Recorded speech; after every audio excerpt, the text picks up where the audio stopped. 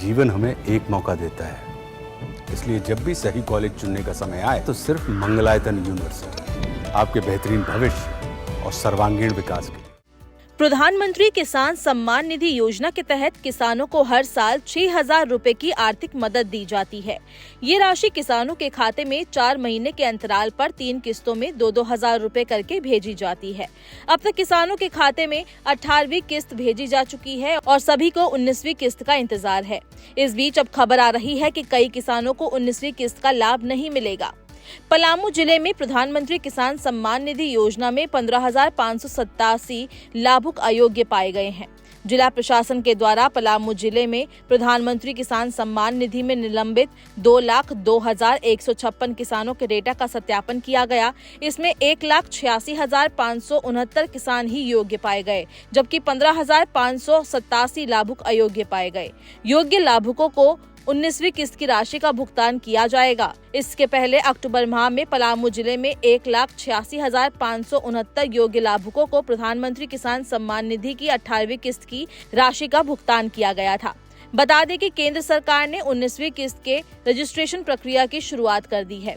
जो किसान इसका लाभ नहीं ले सके हैं वो पीएम किसान योजना का लाभ लेने के लिए आधिकारिक वेबसाइट pmkisan.gov.in पर जाकर रजिस्ट्रेशन कर सकते हैं। अगर आप पीएम किसान की अगली किस्त पाना चाहते हैं तो ई-केवाईसी की प्रक्रिया पूरी होनी जरूरी है। अगर आपने अभी तक ई-केवाईसी नहीं करवाई है तो जल्द करवा लें। इसके लिए किसान अपने पास के CSC सेंटर में जाकर या पीएम किसान के आधिकारिक पोर्टल पर जाकर ई-केवाईसी करवा सकते हैं।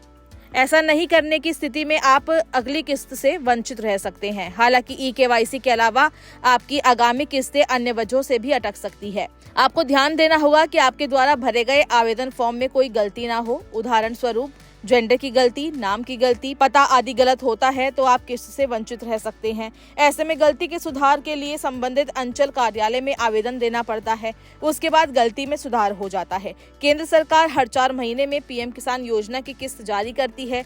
पिछली किस्त अक्टूबर 2024 में आई थी। उस हिसाब से योजना की अगली किस्त फरवरी में जारी की जा सकती है। हालांकि इसे लेकर अभी तक सरकार की ओर से कोई आधिकारिक ऐलान नहीं हुआ है। अब आपको बताते हैं कि इन किसानों को पीएम किसान योजना का लाभ नहीं मिलेगा। पीएम किसान योजना का लाभ उठाने के लिए ई-केवाईसी और भूलेखों यानी जमीन के मालिकाना हक का सत्यापन कराना जरूरी है। जिन किसानों ने वेरिफिकेशन नहीं कराया है उन्हें योजना का लाभ नहीं मिलेगा।